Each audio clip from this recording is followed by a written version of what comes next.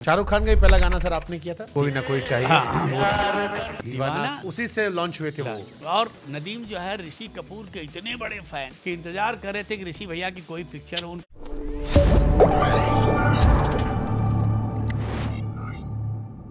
शाहरुख खान का ही पहला गाना सर आपने किया था, दीवाना कोई ना कोई चाहिए। हाँ, वो इंट्रोडक्शन गाना क्योंकि तो था। उसी से लॉन्च हुए थे वो Launch हुआ। शाहरुख खान। और वो हमेशा एक बात बोलते थे कि कई बार आके कि यार सारे गाने तुम, और नदीम जो है ऋषि कपूर के इतने बड़े फैन कि इंतजार कर रहे थे कि ऋषि भैया की कोई पिक्चर हो। उनको इतना रोमांटिक हीरो लगते थे। दिया भी सर, तेरे दर से दिल हाँ। आबाद रहा, कुछ तो भूल गए कुछ कि यार याद। कोई पिक्चर मगर अगर ऋषि भैया की मिल गई ना तो मैं उसमें तोड़ दूंगा ऐसा म्यूजिक। अब ये सुने, तेरी उम्मीद तेरा इंतजार करते हाय। हैं ऋषि कपूर। अब सोचेंगे कभी प्यार प्यार करेंगे करेंगे। क्या नहीं, बढ़िया गाना है सर ऋषि कपूर का। तेरे दर्द से दिल आबाद आबाद रहा रहा। ऋषि कपूर। तो बोला यार मेरा गाना कहाँ है भाई, मुझे क्या दे रहे हो तुम लोग। तब और नदीम को लगा कि नहीं यार बड़ा जेन्यून लड़का है, जुनूनी है, इसको कुछ करते हैं। उसी टाइप का गाना भी है लेकिन वो है। हाँ, फिर वो कोई ना कोई चाहिए प्यार, फिर तो ऐसी दीवानगी देखी नहीं कहीं, इसलिए जाने जाना दीवाना तेरा नाम। सो उस जमाने का काम करने का माहौल ही अलग होता था। नदीम शरवण, नदीम शर्मा। शरवण जी के भाई थे विनोद राठौड़, जिन्होंने गाना गाया था। मुझे बहुत पसंद रहे हैं वो बहुत लंबे समय तक। और मैं ये हमेशा एक क्यूरियोसिटी थी कि जिसका भाई शरवण हो, नदीम शरवण का शरवण, जो पूरा 15-20 साल एरा राज किया, जिनके एक भाई रूप कुमार राठौड़ हो, उनका डाउनफॉल क्यों हो गया? खुद ही is responsible for his own career. इतने बड़े बड़े गाने उसने गाए हैं, खलनायक। कई बार होता है ना बेटा कि वो जो हमारे एक मुहावरा है ना, विनाश काले विपरीत बुद्धि।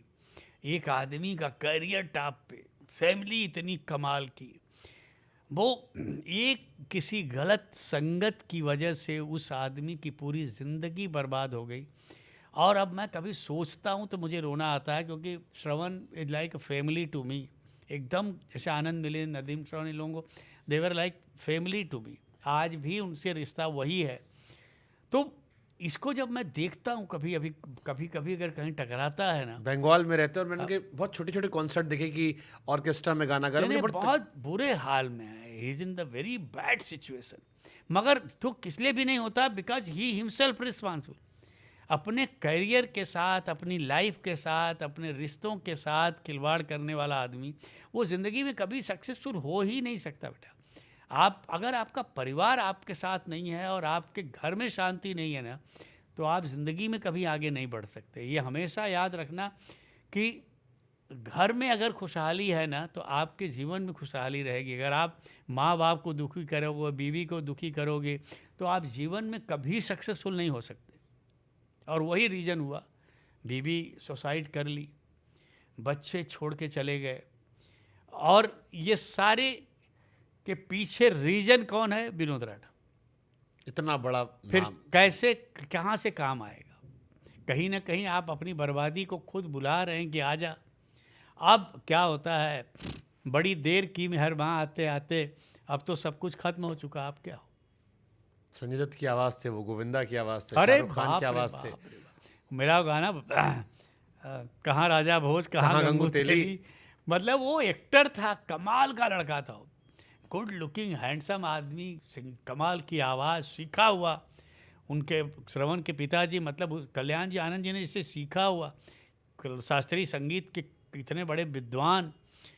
मगर अब क्या बोलें, इसी को तो बोलते हैं ना कि आप जब सफल होते हैं ना तो सफलता के साथ बहुत सारे पहलुओं पे आपको ध्यान रखना चाहिए कि कब कौन सी सीढ़ी कहाँ से खिसक जाएगी और आप गिरोगे, आपको पता भी नहीं चलेगा।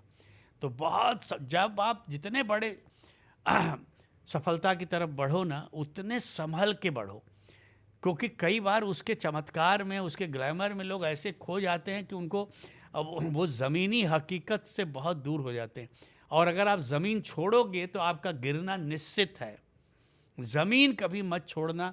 आज भी तुम बार बार बोलते हो कि मैं उत्तर प्रदेश का हूँ, मेरी भाषा से तुमको प्यार है, तुम लोगों को प्यार, तो ये है तुम्हारी। आज तुम बात करते हो तो उसमें सच्चाई दिखती है, क्योंकि उसमें कहीं बनावट नहीं है, कहीं फेक नहीं है। तुम अभी भी जुड़े हो अपने संस्कारों से, अपनी भाषा से, अपने धर्म से, अपने लोगों से। तो यही चीज़ें आपको बड़ा बनाती हैं।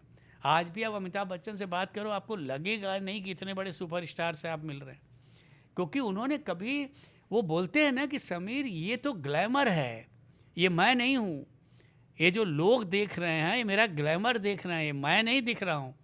तो मुझे अगर मैं उस ग्लैमर में चला गया तो इसका मतलब है मैं अपनी ज़मीनी हकीकत भूल चुका हूँ। मुझे अब खुद बोलते हैं ना, आदमी को अपनी औकात नहीं भूलनी चाहिए। मुझे राजेश खन्ना साहब का एक शेर याद आ गया सर, जब बुजुर्ग हो गए थे और कहीं अवार्ड गए, कि कहा कि इज्जतें शोहरतें उल्फतें चाहते हैं सब कुछ इस जहां में रहता नहीं, आज जहां मैं हूँ वहां कल कोई और था। अरे ये भी एक दौर है। शाहिर ने दो ही लाइन में लिख दिया, मैं पल दो पल का शायर हूँ, पल दो पल मेरी कहानी है। इससे बड़ा फिलासफिकर आदमी कौन होगा? उसके बाद भी नहीं समझ रहे हो? तुमको सक्सेस मिली तो लगा बस परमानेंट, अब तो समीर के अलावा कोई आ ही नहीं सकता। नहीं नहीं भैया, बड़े समीर आए गए, कुछ कोई यहाँ ठहरता नहीं। चलो मैं आपको एक टफ क्वेश्चन देता हूँ। आनंद मिलन, अनु मलिक, नदीम श्रवण, एक अगर आपको चुनना हो। बहुत मुश्किल है। हाँ, इसीलिए तो मैंने पहले कहा कि बहुत मुश्किल बहुत है ये। मुश्किल है, तीनों क्योंकि सर आपने ये तीनों नाम जो तूने मुझे बोला है ना, ये तीनों मेरी ज़िंदगी के बहुत बड़े पावर स्तंभ रहे हैं। इन्होंने मुझे संभाला है। आज मैं जो बना हूँ ना, इसके पीछे इन तीनों का बहुत बड़ा हाथ रहा है। ये अगर तीन लोग नहीं होते ना तो शायद मैं यहाँ नहीं होता। क्योंकि आनंद मिलिंद के साथ तो मैंने, आनंद मिलिंद तो आज भी मुझे म्यूजिक डायरेक्टर लगते ही नहीं। They are like a brother to me.